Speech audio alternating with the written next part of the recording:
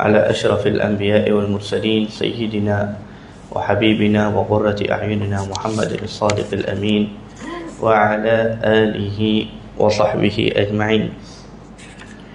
نوينا التعلم والتعليم والتذكر والتذكير والنفع والانتفاع والإفادة والاستفادة والحث على التمسك بكتاب الله وسنة رسوله صلى الله عليه وسلم والدعاء إلى الهدى والدلالة على الخير ابتغاء وجه الله ومرضاته وقربه وثوابه.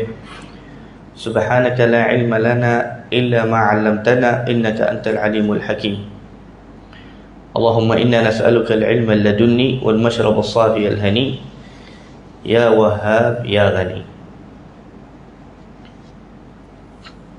أما بعد، hadirin hadirat yang dirahmati oleh Allah Subhanahu wa taala, Assalamualaikum warahmatullahi wabarakatuh. Kita telah membaca pada kuliah bulan lepas dari kitab ringkasan Ihya Ulumuddin. Kita telah baca bagaimana cara seseorang manusia itu mengetahui aib dirinya sendiri. Sebab itu yang diajar oleh agama, iaitu kita mengetahui aib atau kekurangan diri kita sendiri, bukan aib orang lain. Tapi di zaman kita mengetahui aib orang lain lebih banyak daripada mengetahui aib diri kita sendiri. Dan antara tanda orang itu baik dan bijak, iaitu dia mengetahui apakah kekurangan dia. Dia tahu. Itu tanda dia bijak dan dia baik. Oleh itu ulama kata, barang siapa yang lancar lidahnya tentang aib orang lain, tapi tentang aib dirinya dia tak tahu apa-apa, kekurangan dirinya dia tak tahu, maka itu tanda tidak baik badannya. Tanda yang tidak baik ada pada dirinya. Sebab itu Sayyidina Umar bin Al-Khattab radhiyallahu anhu atau seorang sahabat lain kata,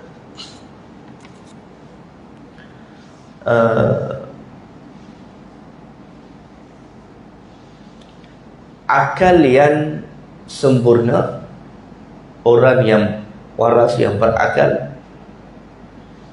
kiranya orang akil, ada akal, iaitu yang mudah dan dia tahu, dia boleh kira berapa ada kekurangan pada dirinya.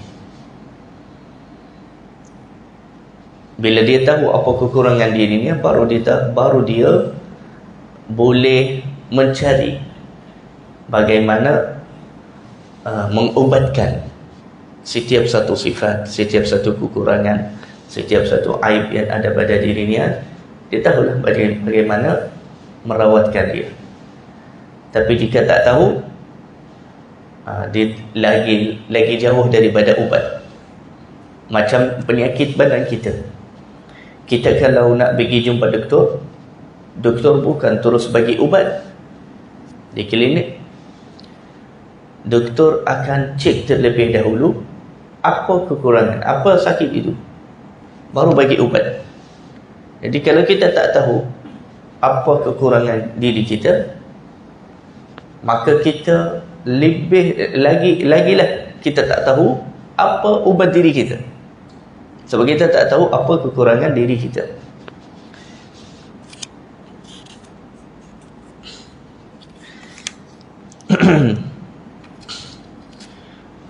Wa kullu man kana awfara aqlan kana aqalla i'jaban wa a'tama ittihaman li nafsihi. Imam Al-Ghazali dikata, orang yang paling sempurna akalnya, dia kurang merasa bangga dengan diri dia, tak rasa bangga selalu dengan diri dia, dan dia selalu tuduh diri dia sendiri. Ini tanda orang ini bijak, orang ini matang, akalnya besar. Dia selalu salah diri dia. Kalau orang yang akalnya kurang, apa-apa masalah jadi dalam hidupnya, dia terus salahkan orang lain. Ini semua sebab itu, ini semua sebab. Dia asyik tengok yang lain saja, diri dia tak nampak.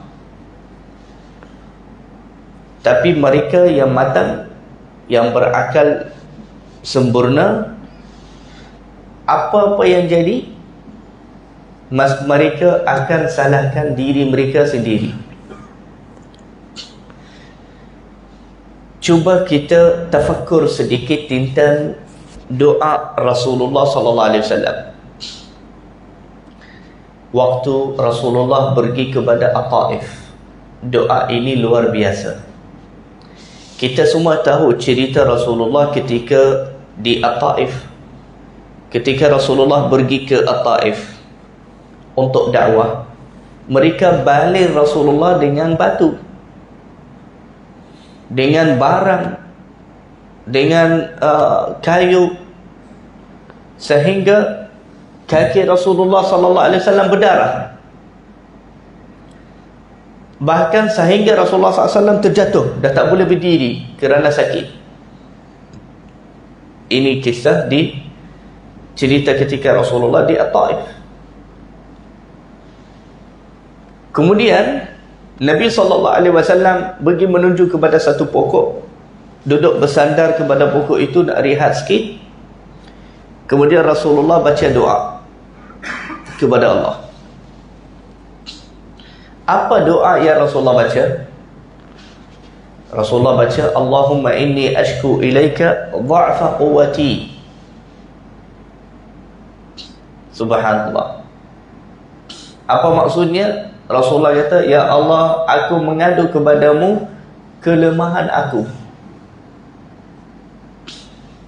wa qillata hilati, dan tak ada usaha yang cukup dari diri aku, tak ada pertolongan yang cukup dari diri aku, wa hawani 'alan nas, dan kehinaan diri aku di sisi manusia.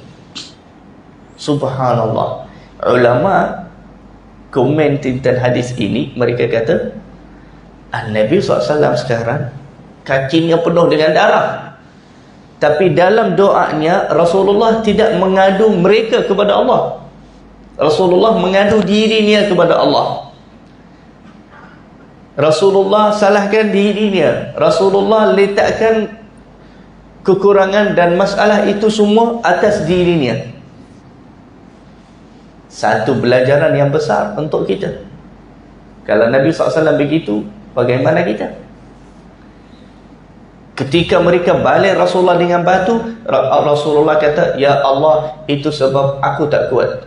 Tengok, dia salahkan diri dia. Aku yang tak kuat, aku yang tak ada pertolongan, aku yang dihina. Maka ya Allah, tukarkanlah itu, bagi saya kekuatan, bagi saya dimuliakan oleh masyarakat. Jadi ini satu pelajaran dari Rasulullah SAW. Faqalla fil asdiqai man yatrukul mudahana fayukhbir bil aib.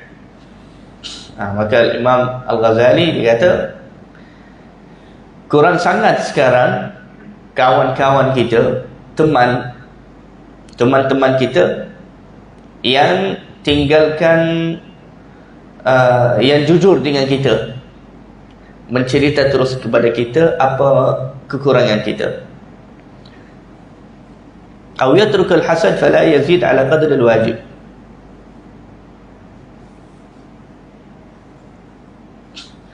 Atau Imam Al-Ghazali dia kata, kawan-kawan kita di zaman ini dua. Orang yang tak cerita langsung aib kita, yakni dia tegur kita, bagi tahu kita, dan ini bahaya sebab kita akan hidup lama dengan dia tanpa kita perasan tentang kekurangan diri kita. Sebab dia suka macam tak terus terang, tak jujur dengan kita, tegur dan nasihat kita. Ini kawan yang pertama. Kawan yang kedua, Hasan. Dia cerita tapi dia tambah-tambah. Dia dah cerita kepada kita. Dia kata kamu ni ada kekurangan ni, ada macam ni, tapi sebab hasad ada dalam hati dia akan cerita lebih daripada yang tak ada pada diri kita. Dia akan nisbahkan aib yang tak ada pada diri kita. Dua-dua ni tak baik. Dua-dua ni tak layak menjadi kawan atau teman. Qila li Dawud al-Ta'i, ada seorang lelaki namanya Dawud al-Ta'i. Kenapa tidak bercampur dengan manusia? Mereka tanya dia, kenapa tak campur dengan manusia? Dia cakap, aku buat apa nak campur dengan orang? Padahal mereka yukhfuna anni uyubi, mereka sembunyikan kekurangan aku dari aku. Yakni mereka tak terus terang cakap sama saya apa kekurangan saya, apa masalah saya, apa salah saya. Mereka tak cerita terus, bercakap dari belakang saja, dari depan-depan tak cakap. Aku ni perlu orang jujur, baik dengan aku. Jika jumpa aku, dia bagi tahu saya, dia kata, kamu ni ada masalah macam ni, kamu ada kekurangan ini, kamu nasihatlah. Dia kata, orang macam ni lah boleh saya bercampur. Ada faedah. Ada faedah kalau bercampur dengan orang macam ni. Sebab dia tunjukkan kita apa kekurangan atau aib kita. La ilaha illallah. Al-Imam Al-Ghazali kata, sehingga subhanallah ada ramai orang yang dibenci, paling dibenci orang yang nasihat dia. Allah Allah. Kalau ikut zaman sahabat Nabi, zaman solehin, hati para solehin, mereka lebih suka orang yang nasihat mereka, orang yang selalu tegur dan ingatkan mereka. Tapi dia kata, Al-Imam Al-Ghazali, ramai orang juga subhanallah, dia paling benci pula terbalik dunia ni, dia paling benci orang yang nasihat dia. Subhanallah. Sepatutnya orang yang nasihat kita, ingatkan kita, kita lagi suka dia, rapatkan dia. Ini kalau kita jujur. Kalau kita jujur, yakni ada niat mengubahkan diri kita. Dan Imam Al-Ghazali dikata, itu tanda kelemahan iman. Tanda kelemahan iman, iaitu orang tidak bergembira dengan nasihat. Jika orang nasihat dia, dia kena gembira, kena suka. Jika tak suka, itu tanda iman berkurang. Kenapa kita kena gembira dengan nasihat? Al-Imam Al-Ghazali bagi contoh. Dia kata, al-akhlaq as-sayyi'ah, yakni akhlak yang buruk, seumpama ular dan binatang yang bahaya. Contohnya, akhlak-akhlak yang buruk ini seolah-olah dia ular atau binatang yang bahaya. Maka bagaimana keadaan kita jika ada orang ingatkan kita ada ular pada baju kita, atau dekat kereta, atau ada ular di belakang kita? Adakah kita akan gembira atau kita akan marah? Ada orang dia kata, berhati-hati, ada ular di belakang.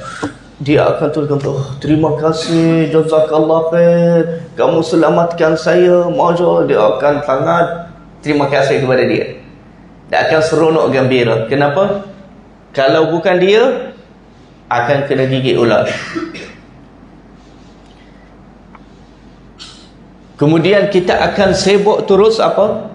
Nak bunuh ular, nak tolak dia, nak jauhkan dia, atau nak larikan diri kita daripada ular itu.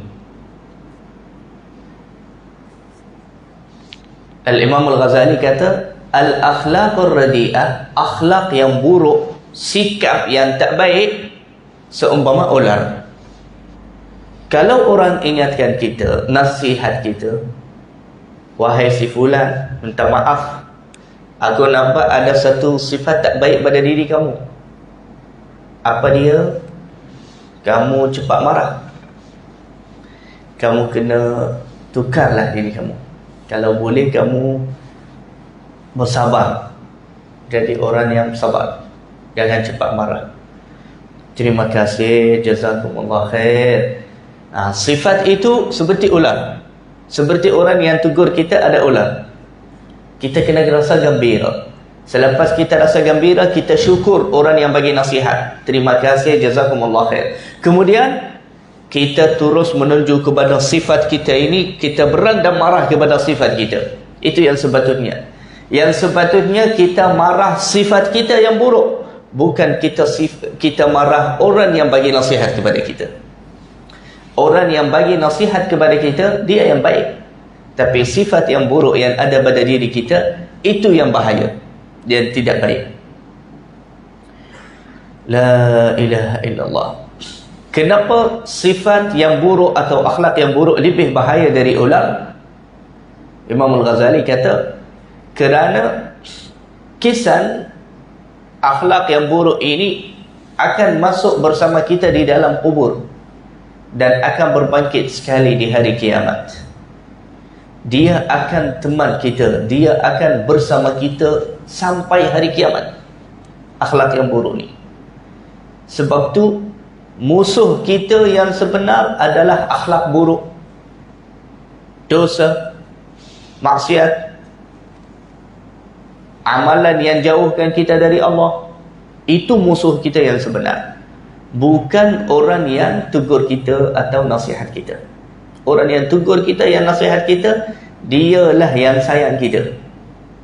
Orang yang tegur atau nasihat kita, dia betul-betul dia sayang dan suka kita. La ilaha illallah. Al-Imam Al-Ghazali kata, selepas kita gembira dengan nasihat orang, kita syukur kepadanya, kita mula ubatkan diri kita, tukarkan cara diri kita. Haruslah hendaklah kita jangan sibuk dengan mencari aib orang yang bagi nasihat. Ini lagi satu sikap yang tak baik. Ini satu sikap tak baik. Banyak ada bahagian orang, jika orang nasihat dia, minta maaf, saya nak tegur sikit, nampak kamu ni selalu datang tak salah sunnah, salah fardu sahaja. Walaupun datang awal lepas azan, tapi duduk sahaja, tak salah sunnah qabliyah. Baguslah nasihat. Ini amalan tak baik. Dia salah fardu sahaja, tak salah sunnah. Nanti terus orang yang dinasihati itu, dia terus sibuk nak mencari aib orang yang bagi nasihat tu. Dia kata, tak payah nak buat diri kamu saleh sangat. Kamu pun buat itu, kamu pun, aku pernah nampak kamu buat ini, kamu pun pernah buat itu, kamu pun pernah. Allahu Akbar. Dengar je lah nasihat orang.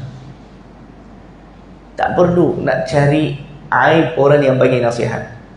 Jika dia bagi nasihat, kalau dia memang ada aib perlu ditegur, tegur dia dengan secara nasihat. Tak perlu nak cari aibnya waktu dia bagi nasihat. Sebab ini satu perkara yang memang banyak berlaku, iaitu ada bahagian orang susah ditegur, susah ni nasihat. Macam tak boleh nasihat dia. Kalau nasihat dia, dia akan bercakap lagi panjang dari kita. Orang kadang-kadang nasihat dia 2-3 perkataan je tu, minta maaf, salah sunnah. Dia cakap setengah jam. Kamu ni buat diri kamu baik sangat, kerana kamu ni dah khatam semua ada pula. Kamu pun ada kekurangan. Kamu pun la ilaha illallah. Kita bukan nak buka cerita ni sekarang. Saya nampak kamu buat salah, jadi kita tegur tu sahaja. Kita pun ada kekurangan. Cuma bukan sekarang setiap satu dia kena keluarkan aib yang lain. Kita bukan nak aibkan kamu, kita nak tegur kamu, nak nasihat supaya kamu jadi lebih dekat kepada Allah, lebih sempurna. Jadi Imam Al-Ghazali dia kata, jangan cakap dengan orang yang nasihat kamu, dan kamu juga buat itu buat ini,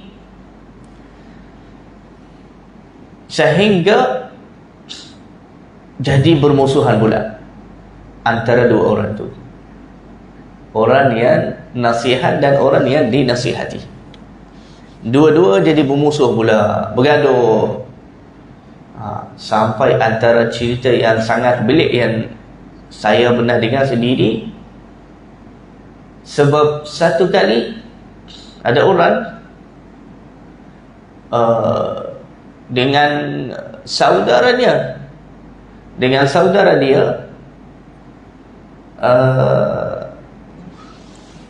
saudara atau kawan baik dia lah, berbesar dan putus hubungan dah macam 2 tahun lebih. 2 tahun lebih tak bercakap, tak ada assalamualaikum pun. Ini mungkin ada perang ke antara mereka? Ada orang bunuh anak dia ke apa ke? Tak ada. Kenapa? Sebab satu kali sahaja orang itu tegur dia. Itu dahsyat. Dahsyat sangat. Sampai macam tu. Sebab tegur dia saja. Dia mungkin dia rasa malu. Sebab tu kita tak perlulah rasa malu sangat kalau orang tegur kita. Biasa-biasa je.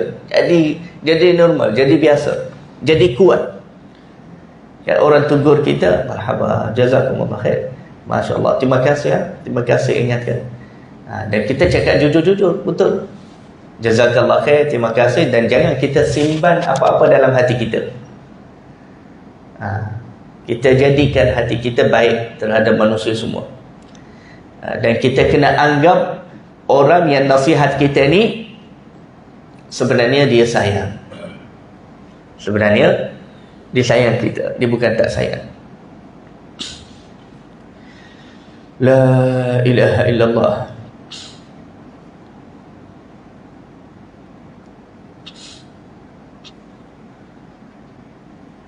فإن البصير لا يخلو عن الانتفاع بقول أعدائه.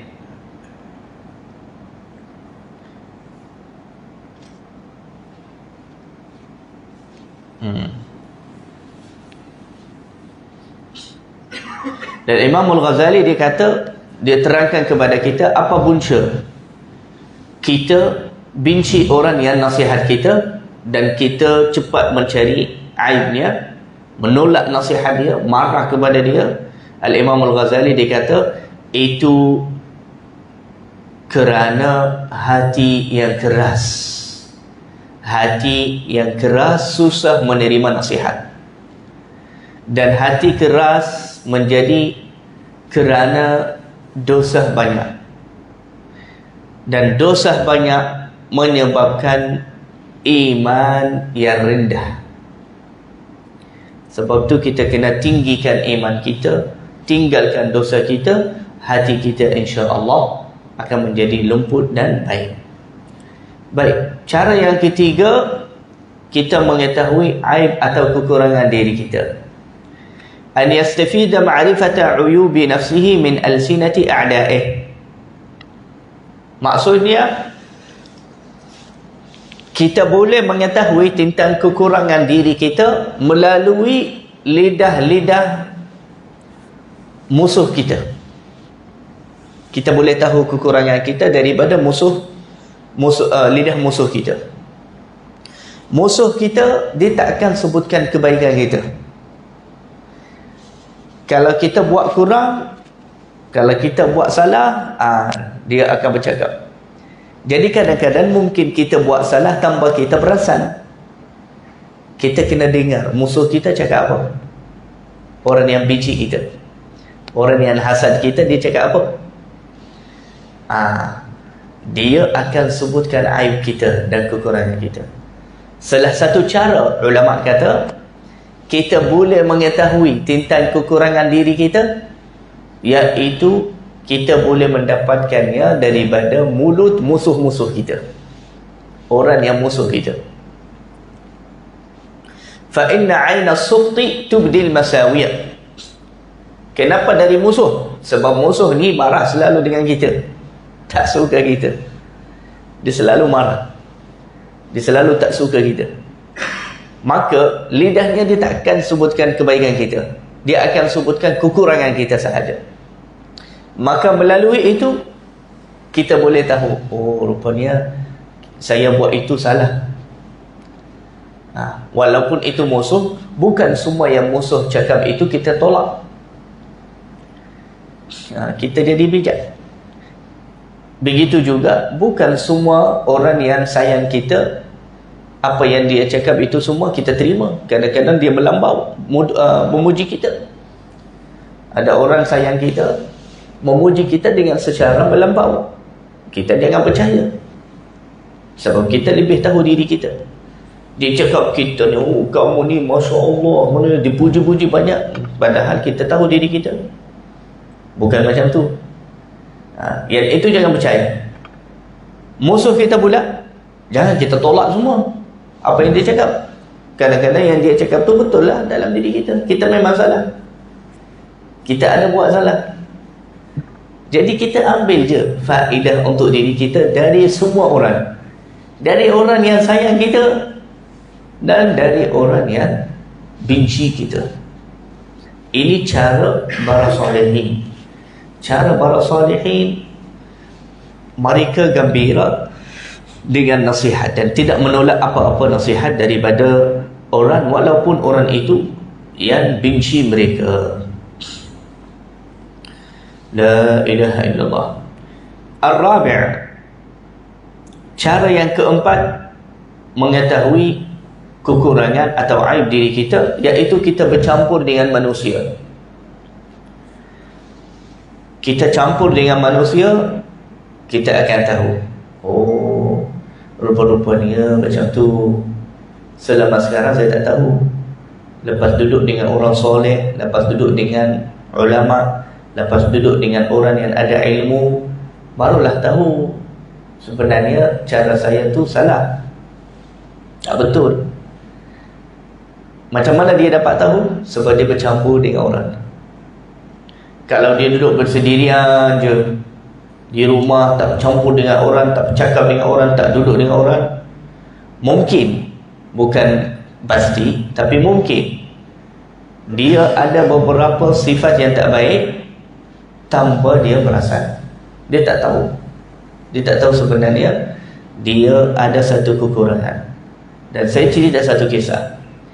Ada satu orang, kisah ni benar berlaku. Ada satu orang, dia suka baca Quran, baik, bagus, tapi dia suka baca Quran di rumah, satu orang sendiri. Masjid yang sebelah rumahnya, mereka setiap hari berkumpul macam mudarasatul Quran, baca sikit-sikit sampai habis satu juzuk. Setiap satu baca satu muka surat. Itu memang amalan mereka dalam masjid itu setiap hari. Ini di Hadramaut, di Yaman. Ada satu orang daripada jemaah masjid, nasihat dia, wahai saudara, kenapa tak join sekali dengan kita? Kita jiran-jiran, kita berkumpul baca Quran sama-sama. Jadi kita jemput kamu sekali lah. Dia kata baik, okey, saya datang. Dan biasa kalau mereka mudarasatul Quran, siapa-siapa baca salah, orang akan betulkanlah bacaan dia. Jadi dia setiap kali baca, mereka tegur. Dia baca sikit, mereka betulkan. Bacaan dia semua salah. Yang ni banyak salah. Tajwid, makhraj, sebutan, cara baca, banyak salah. Lepas mereka tegur dia beberapa kali, dia tutup Al-Quran. Aku ni akan bulan, aku takkan duduk di sini. Mereka pun terkejut. Kenapa marah? Dia kata, sebenarnya bacaan saya elok je. Bacaan saya tak ada salah pun. Buktinya, setiap hari aku baca di rumah, aku tak baca salah pun. Sampai aku baca dengan kamu semua, baru kamu nak salahkan aku. Ini semua sebab hati kamu yang busuk. Kamu salah, kamu hasad. Memanglah, kalau baca sendiri, memang akan baca betul. Sebab orang tak dengar, orang tak akan tegur. Dia cakap, kalau saya baca satu orang di rumah, saya baca betul. Sebab apa? Sebab tak ada orang tegur. Memang tak ada orang dengar. Memang tak ada orang dengar. Sebab itu, tak ada orang tegur. Sebab tu kamu rasa kamu baca betul.